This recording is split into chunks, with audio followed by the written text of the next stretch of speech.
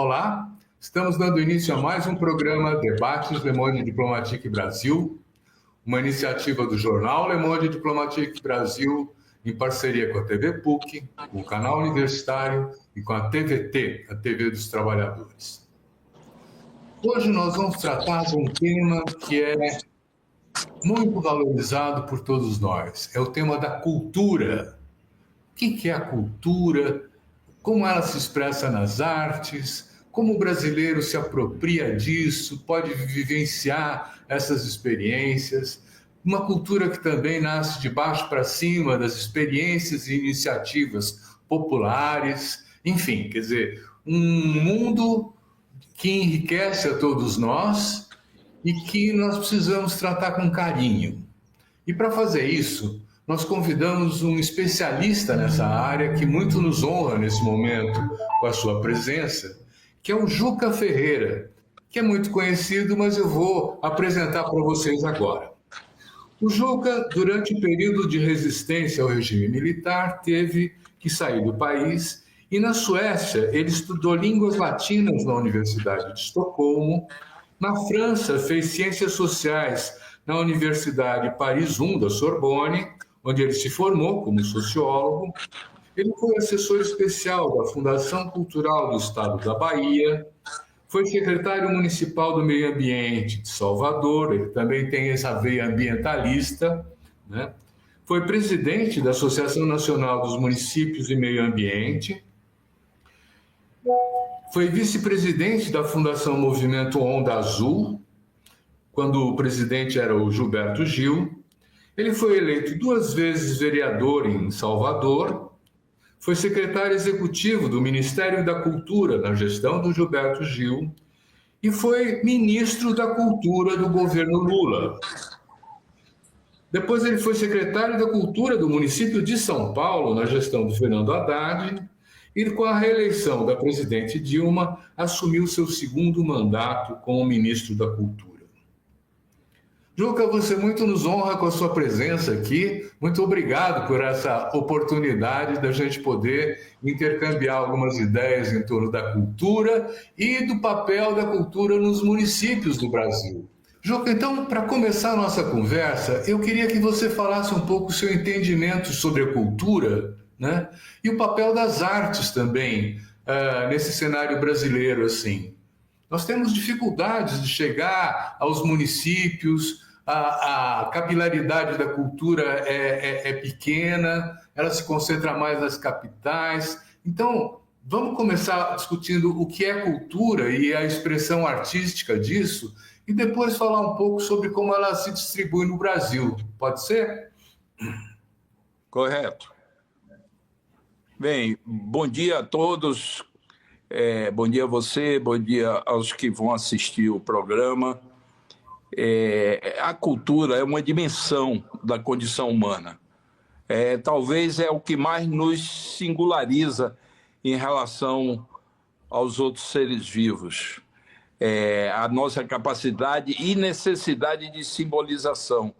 O ser humano empresta significado e busca dar significado para tudo que vivencia e para toda a dimensão que é captada pela sua subjetividade. A arte é o epicentro dessa dimensão simbólica. A arte tem um nível de elaboração por linguagens e hoje já completamente misturada todas essas linguagens que criam um mundo específico que permite o desenvolvimento constante, permanente do ser humano, desenvolvimento racional, desenvolvimento emocional, afetivo, desenvolvimento da capacidade criativa. No documento da ONU, que fala dos direitos humanos, está lá os direitos culturais. Nunca se fala no Brasil disso. Eu fui prestar atenção, eu já tinha lido várias vezes o documento da ONU, mas eu fui prestar atenção quando, por força do exílio, morei na Europa, e eles frequentemente recorrem a esse documento para mostrar a importância de que a estrutura pública disponibilize o acesso permanentemente e de forma igual a todos os seres humanos, a todos os cidadãos. É um direito, é uma necessidade, é um direito e é uma condição para o desenvolvimento do país. Eu não acredito que o Brasil enfrente suas mazelas e viva um processo de desenvolvimento no século XXI sem garantirmos o desenvolvimento cultural do país. Se não houver esse desenvolvimento cultural do país, a gente fica meio perneta, mesmo com a economia se desenvolvendo, o país não se consolida, sua estrutura social não se desenvolve e, evidentemente, a qualidade de vida e o conforto das pessoas será sempre precário. Você falou da dificuldade de chegarmos às cidades do interior. Eu vou mais longe. Mesmo nas capitais, eu digo isso com maior tranquilidade, porque eu fui secretário de Cultura de São Paulo, fui de Belo Horizonte, conheço um pouco a estrutura cultural do Brasil. É muito desigual o acesso à cultura e às artes no Brasil. É muito desigual. Se você vê o mapa dos equipamentos culturais de qualquer uma cidade no Brasil, você vai ver que há uma concentração que varia entre o centro da cidade e os bairros de classe média. Boa parte da população, não só os que vivem em comunidades, em favelas, não, boa parte da população mais pobre tem uma dificuldade enorme de ter acesso à cultura e à arte. Os cinemas ficam longe, os teatros ficam longe, já gera um custo difícil de ser garantido. Então, há uma reprodução no plano da cultura da desigualdade social. E é preciso quebrar esse paradigma. Uma das maiores experiências no mundo foi a Colômbia. A Colômbia criou as bibliotecas parques, que são equipamentos extremamente qualificados, no meio de bairros populares, cercado de algumas infraestruturas para garantir o pleno acesso. São teleféricos, quando se trata de um bairro no morro, e infraestrutura urbana de outro tipo, e com isso mudaram completamente os indicadores de violência. Medellín e outras capitais, e hoje já se espalhou esse modelo, já se espalhou. Eu vi no Chile uma biblioteca desse tipo, inspirada na Colômbia, onde tinha, além da biblioteca propriamente dita, tinha áreas de leitura onde as pessoas podiam deitar em almofadas no chão para ler, podiam conversar, podiam se beijar. A diretora da biblioteca me disse: essa é a única biblioteca do mundo que não é proibido se beijar, as pessoas podem conversar, porque tem uma área para isso, uma espécie de socialização das pessoas através da arte e da cultura. Tinha uma área de cursos, curso de cinema, e para participar do curso, as pessoas tinham que ler as bibliografias indicadas pelos monitores e professores. Então, a dinâmica cultural em países como a Colômbia, o Brasil, eu diria os países periféricos, é preciso ter muita criatividade para até conceber novos tipos de equipamentos culturais para satisfazer as necessidades das pessoas. Você tem que atrair as pessoas para a prática cultural, porque em casa não tem, em casa ninguém lê, no ambiente social mais amplo, a vida cultural é praticamente restrita à TV aberta e agora com a internet um outro acesso, mas em geral para um tipo de cultura que é para matar o tempo. Não é uma cultura que enriqueça, que gere complexidade, que gere subjetividades complexas.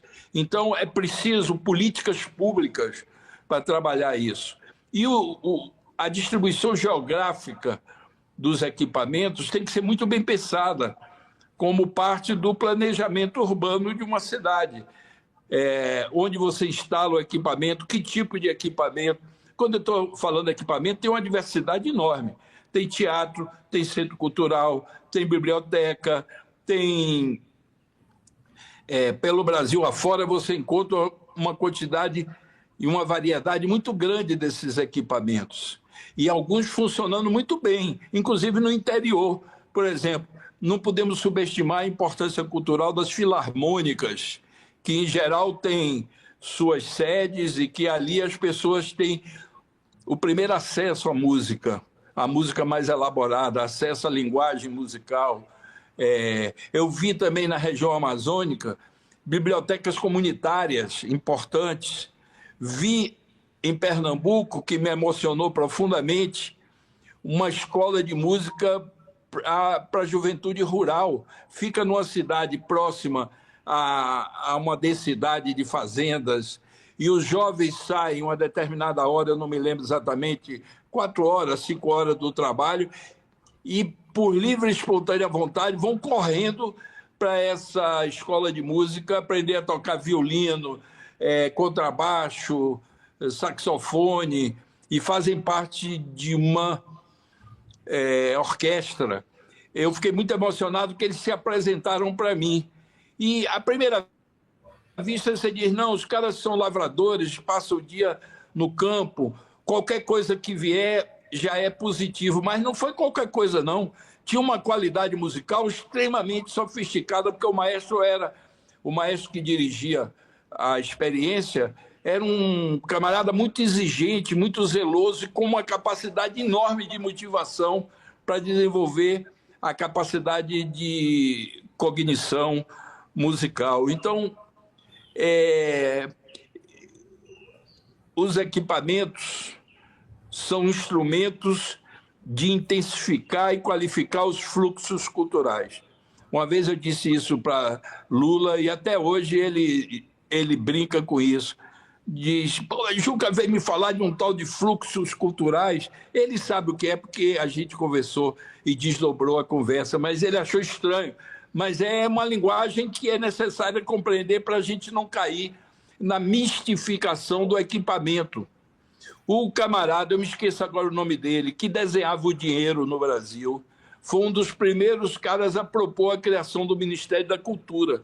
Ainda era governo Figueiredo, era no final da ditadura, o início da redemocratização. Ele iniciou um processo de reflexão para a necessidade de criar um Ministério da Cultura para intensificar o trabalho de qualificar a cultura brasileira, de democratizá-la.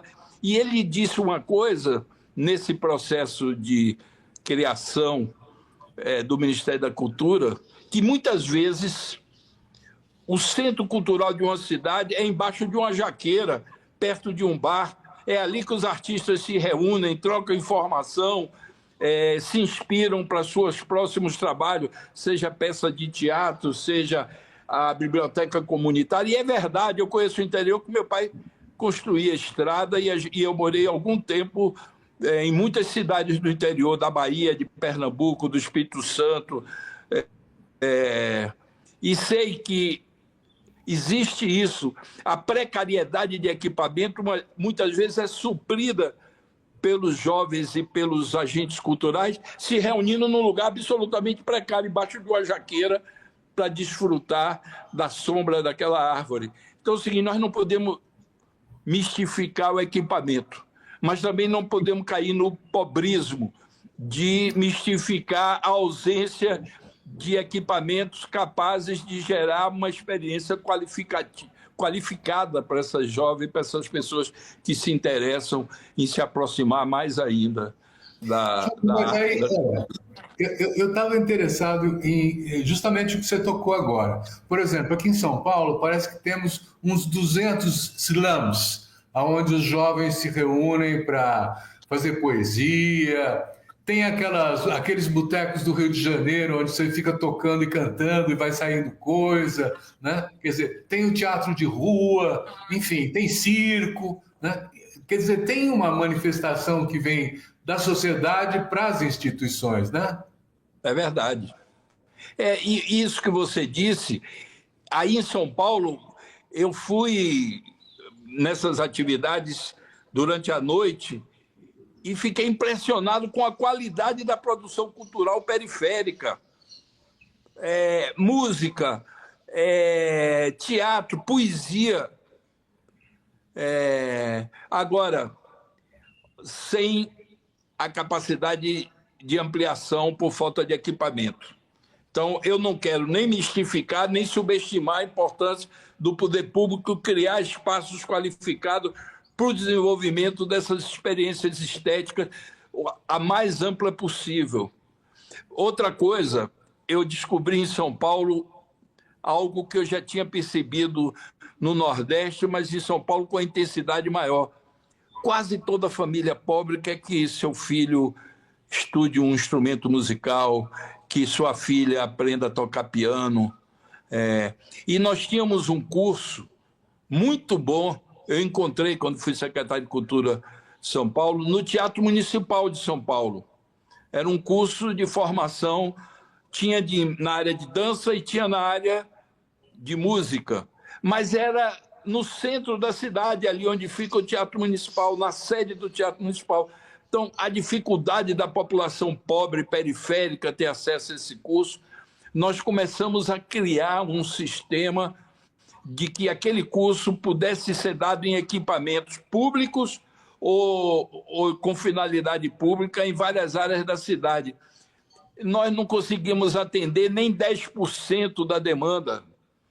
As filas eram enormes. O grande mérito é que a gente quebrou o monopólio de só pessoas que tinham uma certa condição social e os filhos dos pobres começaram a ter algum acesso.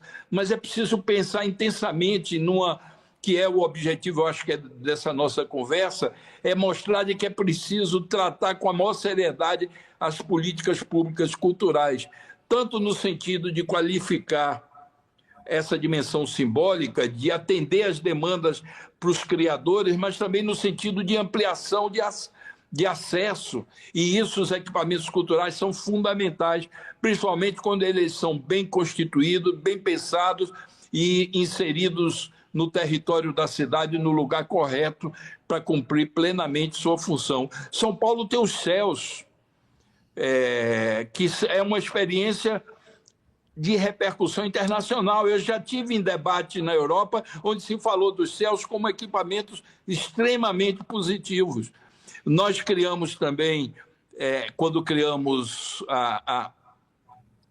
uma política de cinema em São Paulo, nós criamos os cines quase todos nos céus, mas também em centros culturais, cinemas populares de extrema qualidade, na época dos melhores projetores que nós tínhamos em São Paulo e no Brasil. E conseguimos uma aderência de público popular, assistindo filme brasileiro e assistindo filme de qualidade. Então, infelizmente, a partir do governo Bolsonaro, houve uma certa queda no Brasil da importância da cultura. Passou-se a se falar menos na cultura, passou-se a dar menos importância, e isso afetou o conjunto da sociedade, inclusive nossa família política também. De alguma maneira, houve uma queda de importância da cultura que vinha desde a redemocratização, assumindo cada dia mais uma dimensão, essa dimensão que eu estou dizendo, de um direito e uma necessidade básica da população. É preciso retomar esse caminho, é preciso ampliar os investimentos, é preciso melhorar, qualificar o planejamento e, dentro desse processo global, para que a gente não mistifique e isole, pensar em equipamentos que satisfaçam, de fato, as necessidades de uma boa política cultural. Juca, nós vamos fazer um pequeno intervalo, já voltamos, mas antes de fazer esse intervalo, eu queria considerar para você o seguinte: nós tivemos aí um sucesso extraordinário do Ainda Estamos Aqui, né? E isso é cinema brasileiro, mas a maior parte das salas de cinema estão com os enlatados, que são uma coisa assim de infantilização das pessoas, a meu juízo. Vamos falar um pouquinho disso logo depois do intervalo? Vamos embora.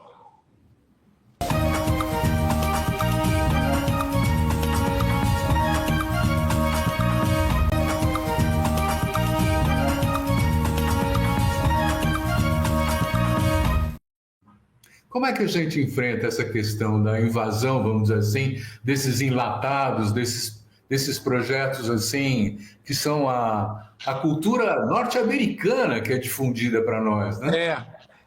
Eu acho que a maneira que tem é ter uma política para o cinema brasileiro.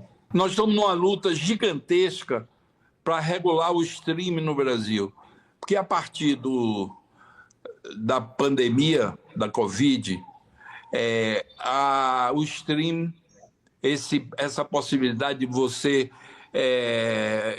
demandar numa rede que quer assistir um filme e assistir onde você estiver em casa, onde for, ela cresceu muito de importância, passou a ser a principal frente econômica e de acesso ao cinema, disparado. Eu não subestimo as salas de exibição porque elas têm uma magia que é importante manter, até para qualificar o ambiente social. Pois bem, nós estamos demorando de regulamentar, e as big techs e empresas globais querem se apropriar do território brasileiro como um território dos seus filmes, das suas empresas, dos lucros que eles remeterão para os seus países de origem, principalmente os Estados Unidos. E nós estamos, por essa relativa perda de importância da cultura, não estamos dando a devida importância. Esse é um dos temas centrais desse enfrentamento para a soberania cultural brasileira. É preciso regulamentar para garantir a existência do cinema brasileiro, que ele não seja vampirizado por essas empresas globais e as big techs, e que a gente possa disponibilizar uma quantidade razoável. Nós temos experiências no mundo, a mais comentada é da Coreia, de países que tomaram a iniciativa de investir seu cinema e sem fechar nenhuma porta. Não precisa fechar a porta. O que a gente precisa é ter uma capacidade de produção de filmes de qualidade que interessem ao público. Isso é um sistema de oferta e de promoção e de difusão e de distribuição. Agora, os cinemas que a gente vê, principalmente esses cinemas dos shoppings, eles são parte de uma rede americana de exibição. Então, eles dão prioridade a seus filmes. Nós temos leis de cota de tela, ou seja, um mínimo de cinema brasileiro que precisa ser exibido e tal, mas não vai dar para conversar aqui, mas a maneira de burlar essa cota mínima já adquiriu 1000 aspectos. Exibe em momentos que não tem ninguém no cinema, é preciso ter uma política ativa, a gente precisa ter, o poder público precisa ser qualificado, o poder público precisa ter claro qual é o seu papel e quais são os instrumentos. Eu não sou a favor de restrição ao cinema, nem à arte e à cultura que vem de fora. Eu sou a favor da promoção do cinema brasileiro e da possibilidade dele ser exibido. Você sabe que, fruto de políticas culturais dos 2 primeiros governos Lula, nós saímos de menos de 10 filmes por ano produzidos no Brasil para em torno de 200. Isso, eu me lembro que a ministra da Cultura de Portugal virou para mim e disse: eu estou com um dado aqui, é verdade isso? Aí, quando ela leu, eu disse: é verdade, é fruto de um esforço que nós fizemos, porque quando saímos da ditadura, praticamente extinguiram a Embrafilme, o Brasil perdeu a capacidade de produção. Nos primeiros governos democráticos se subestimou. Eu vi um presidente, Fernando Henrique Cardoso, dizer que não havia mais possibilidade na globalização de termos cinemas nacionais. Isso é uma avaliação absolutamente de quem não chegou muito perto do tema. Não só existe, como há uma demanda da diversidade. As pessoas querem assistir. O sucesso de Ainda Estou Aqui não foi só no Brasil, não, é um sucesso mundial. Vários filmes brasileiros, a gente tem filme brasileiro entre os 100 filmes mais vistos no século passado. Então, não se justifica. É abdicar da nossa singularidade cultural, é abdicar da produção da nossa própria cultura. Agora, além disso, o cinema é dinheiro, é economia. A economia chamada criativa, que se baseia quase toda na cultura e tecnologia, alguns outros produtos, mas é quase toda a economia cultural. O Brasil tem condição de dar um show, de criar uma nova frente econômica, que aí não tem Trump certo para tentar diminuir. Agora é preciso ter políticas públicas, é preciso dar sustentação à construção dessa economia. Sustentação para os produtores, para os distribuidores, para os exibidores, e uma política também de levar para outros mercados fora daqui. Vamos ampliar para além do cinema. Eu quero contar uma coisa para você. Eu tive numa reunião do Le Monde Diplomatique Internacional em Paris há 3 semanas e eu vi na borda do Rio Sena alguns pequenos anfiteatros abertos com uns degraus assim para as pessoas sentarem em volta, uma meia-lua assim, que tinha, vamos dizer, uns 50 metros de diâmetro, né? E eu vi pessoas dançando às 7 da noite, com gente tocando instrumentos, tinha tango, tinha valsa, eu passei por uns 4 ou 5 anfiteatrozinhos desses abertos, e mais de 1.000 pessoas estavam dançando no final da tarde lá, né? Quer dizer, são experiências incríveis, assim, que mostram uma sociabilidade, uma solidariedade, um companheirismo, um amor pela arte, assim, que me impressionou. Né? Aqui nós temos alguma coisa assim, como as procissões, as festas juninas, coisas assim, não é? Não temos só isso. Nós temos, você citou algumas, recital de poesia em bairros periféricos, paredões de música no Nordeste, no Maranhão, no Pará, na Bahia. Mas são todas iniciativas populares. No caso da França, é política cultural pública. Eu passei quase um ano exilado em Paris e sei que ali era deserto, de noite ninguém descia ali aquela beirada do rio. E eles, quando perceberam, os responsáveis pelas políticas urbanas de Paris, perceberam que era uma área morta à noite, mas que poderia ser integrada nas ofertas culturais da cidade. Eles começaram a desenvolver, melhorar a qualidade da água, a possibilidade que as pessoas tomassem banho, estabelecendo esses pequenos equipamentos que possibilitavam experiências como dança, assistir pequenos concertos. A política cultural tem a ver com todas as políticas, tem a ver com a política cultural propriamente dita, tem a ver com as políticas educacionais. É preciso culturalizar nossa educação para que a gente tenha, de fato, uma educação desde o início, para que a gente tenha uma educação qualificada. Nós temos, com as políticas urbanas, você acabou de dar um exemplo, isso, é preciso repensar o Estado para que ele ganhe eficiência, qualidade. Nós estamos numa luta enorme no Brasil agora para consolidar a nossa democracia, que é permanentemente ameaçada por energias cáusticas que são contrárias a um Brasil democrático. Para que ela se consolide de fato, ela tem que ultrapassar a dimensão puramente política e política parlamentar e virar um fenômeno cultural. As pessoas têm que conviver, as pessoas têm que desfrutar da igualdade em ambientes onde as pessoas se encontram, independente de classe social. Eu sou fã da virada, viu? Quando eu fui secretário de Cultura de São Paulo, teve gente soprando no meu ouvido, acaba com a virada porque foi criação de José Serra. Eu conheço esse argumento. O que foi de um governo anterior, a gente larga de lado para tentar criar marcas próprias. Eu disse, eu trabalho com critério ao contrário. O que é bom temos obrigação de manter.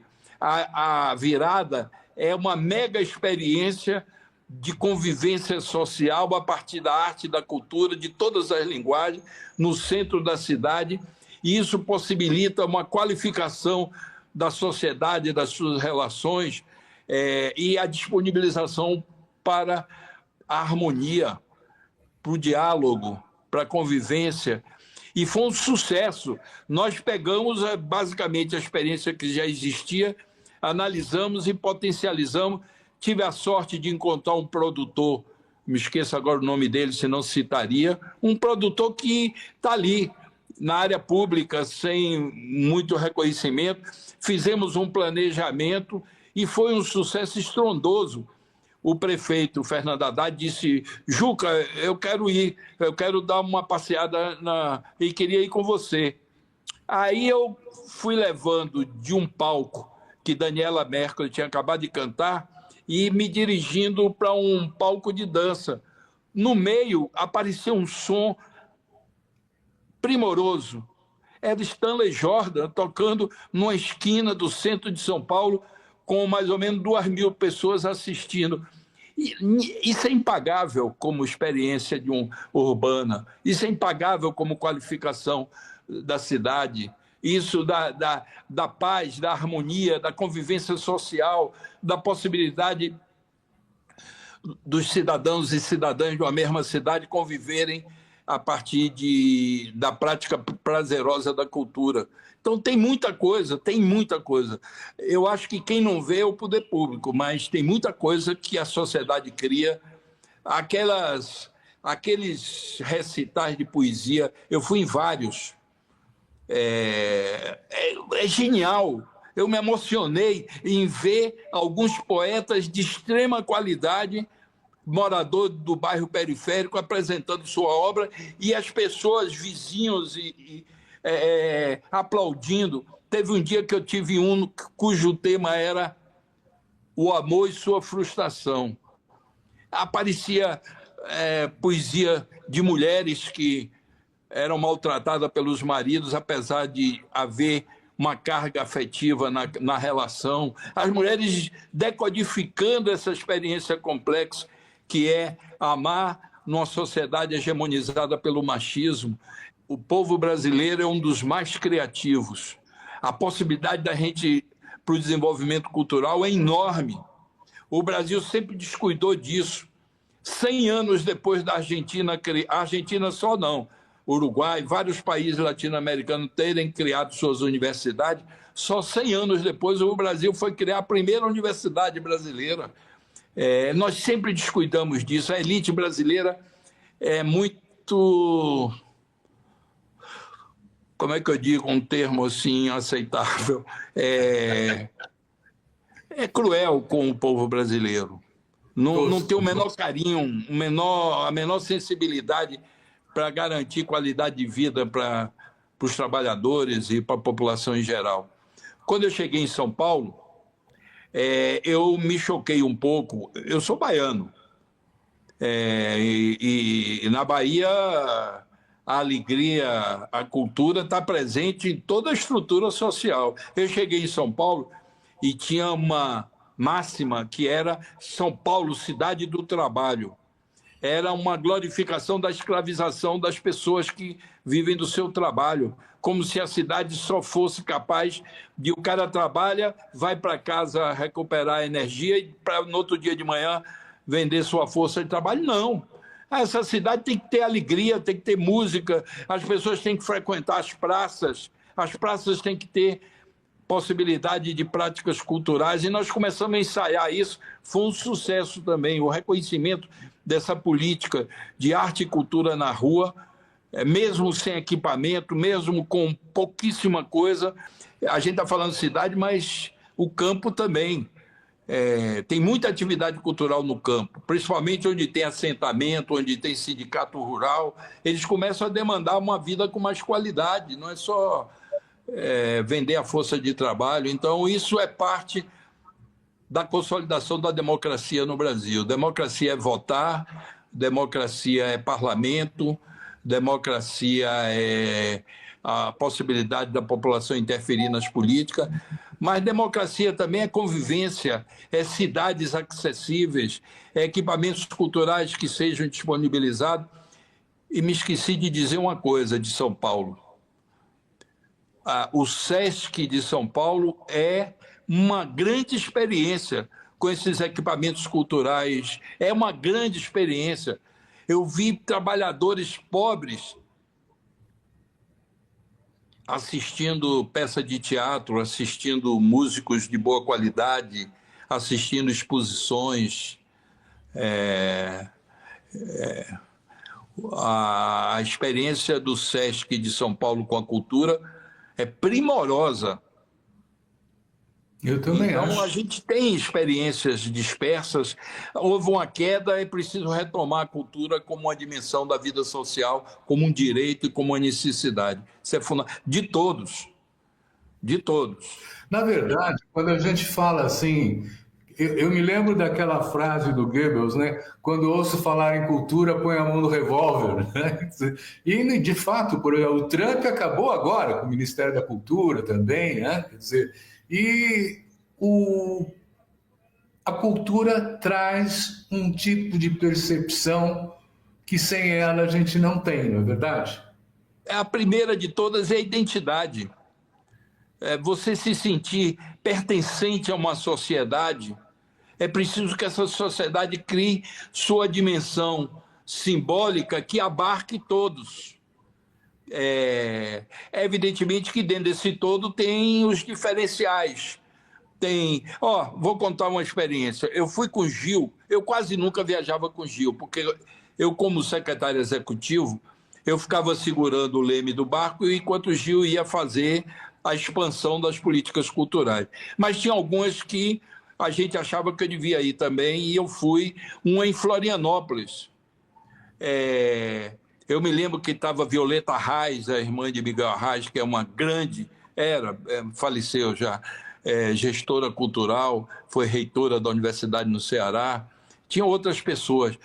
E nós estávamos fazendo audiência pública, Gil gostava de fazer audiência pública, ouvir as demandas. E apareceu um cara louro, tão louro que o cabelo era quase branco. E olha que eu sou baiano, sou acostumado com outra composição étnica. Aí o camarada disse o seguinte: ministro Gil, eu sou da terceira geração de finlandeses que colonizaram uma região aqui do estado. E nós temos atividades culturais. Nós não temos acesso ao financiamento público porque dizem que não são brasileiras. Como não são brasileiras? Se eu sou brasileiro, meu pai é brasileiro, o Brasil é feito de uma multiplicidade de matrizes culturais africanas, indígenas, portuguesas, alemãs, italianas. Quase todo mundo está aqui no Brasil. Por que essa discriminação? Eu olhei para Gil emocionado, com a lágrima já querendo correr, porque é a realização de uma dimensão. O cara está reivindicando ser brasileiro, ele se sente pertencente. Outra coisa, eu tive no Oeste brasileiro, numa cidade que 80% são ucranianos que colonizaram a região. Aí eu pedi uma reunião com a juventude. Os caras, metade dos jovens vestidos como ucranianos vestem, aquelas roupas de camponeses do leste europeu. Aí eu perguntei: vocês se sentem brasileiros ou ucranianos? Nós somos brasileiros, de origem ucraniana. Quase todos responderam a mesma coisa. Eu disse: que música vocês gostam? Era axé da Bahia, era hip hop, era o que os jovens em geral gostam. E temos também uma música que é da origem ucraniana. Ou seja, o Brasil pode vir a ser um país importante no mundo pela possibilidade de convivência positiva e harmoniosa. A gente precisa enfrentar o racismo. Para não falar do Olodum, né? Sem falar do Olodum. Para não falar do Ilhaê, o Muzenza, os blocos afros e afoxés da Bahia sem falar nos maracatus de Pernambuco e do Maranhão e de outros estados ali, sem falar das escolas de samba do Rio de Janeiro, que ultrapassam o significado da origem grupal e passam a ser equipamentos culturais desenvolvendo arte e cultura de toda a sociedade. Qual é o carioca que não se identifica com a escola de samba? Ele pode ser próximo de Mangueira, pode ser próximo de Portela, de uma escola de samba qualquer, mas o sentimento de orgulho e de pertencimento que é constituído a partir da experiência das escolas de samba, das suas músicas, da dança, do desfile, como são os blocos afros e afoxés na Bahia, como são os maracatus em alguns estados do Nordeste, como são as quadrilhas de São João, como é lá no Amapá, aquela disputa dos bois, como é em algumas cidades do Nordeste que tem 2, 3 filarmônicas. Tem uma cidade na Bahia, uma das mais tradicionais, que foi importantíssimo para a independência do Brasil, porque ali houve luta, de fato, e engajamento da população, de indígenas, de escravizados, que é Cachoeira.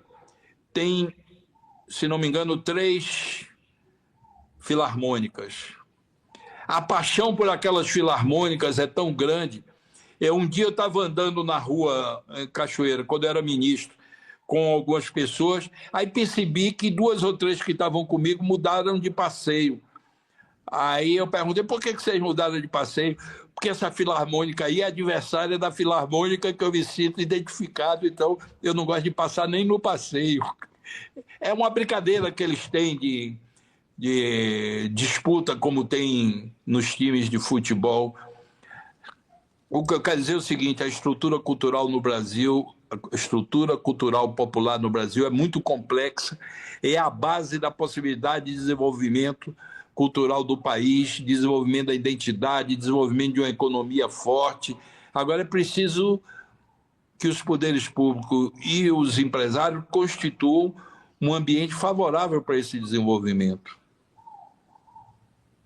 Você sabe que boa parte dos músicos no Brasil não tiveram acesso a nenhum estudo, não sabem ler partitura. Eu tive uma experiência incrível. Tem um saxofonista norueguês chamado Jan Garbarek, que passou uns 15 anos sendo considerado o maior saxofonista do mundo. Eu acho.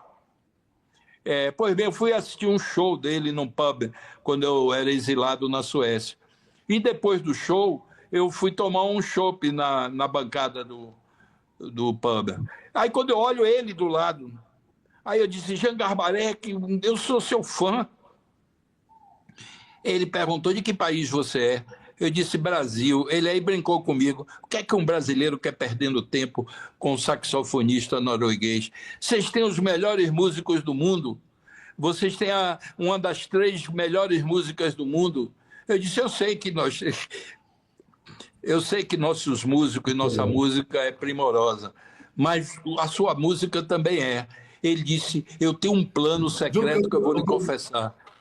Eu não morro sem tocar com Gismonte, com Milton Nascimento, com Naná Vasconcelos. E não é que o homem, nos anos depois, gravou com todas essas figuras. O reconhecimento da grandeza da música popular brasileira é enorme, é enorme. Existem festivais e festivais de música brasileira na Europa.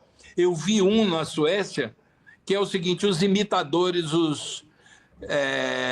do Clube de Esquina de Minas Gerais.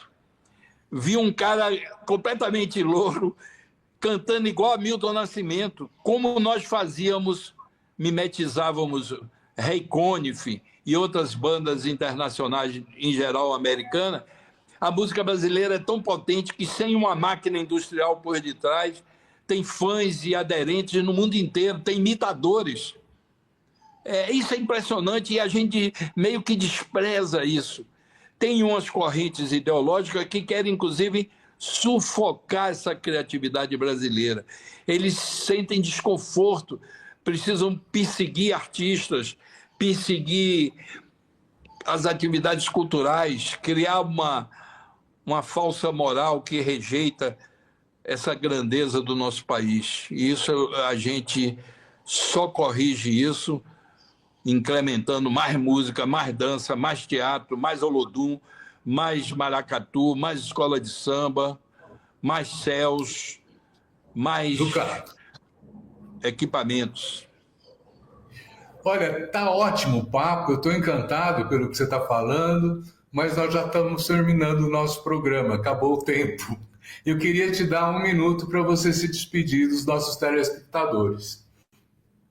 Beleza, vocês devem ter notado que quando eu falo disso, eu falo com entusiasmo e uma certa combatividade, porque me preocupa como o Brasil é displicente com sua cultura, com sua arte, deixando que o mercado banalize, por exemplo, a música popular brasileira.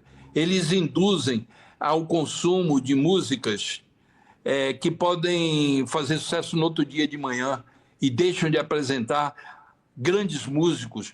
Outro dia eu vi um camarada falando na internet, ele disse, muita gente diz que o Brasil está passando um péssimo momento de criatividade na área da música. Não é verdade. O que existe é um cerceamento do acesso à divulgação dessa música de qualidade que existe no Brasil. Então é preciso que a gente abra todas as portas e possibilite o acesso pleno e o desenvolvimento da arte e da cultura no Brasil. Esse é que eu acho que é o central. E desculpem o excesso de entusiasmo, mas eu não consigo falar com distanciamento que gere uma elegância no falar. Eu em geral, me envolvo e... Como falar da arte, que também é muita emoção, se não tiver paixão, não é isso? Queremos muito agradecer, então, ao Juca Ferreira por esse excelente papo e agradecer também a você que nos assiste, dizendo semana que vem tem mais. Muito obrigado. Beleza, abraço.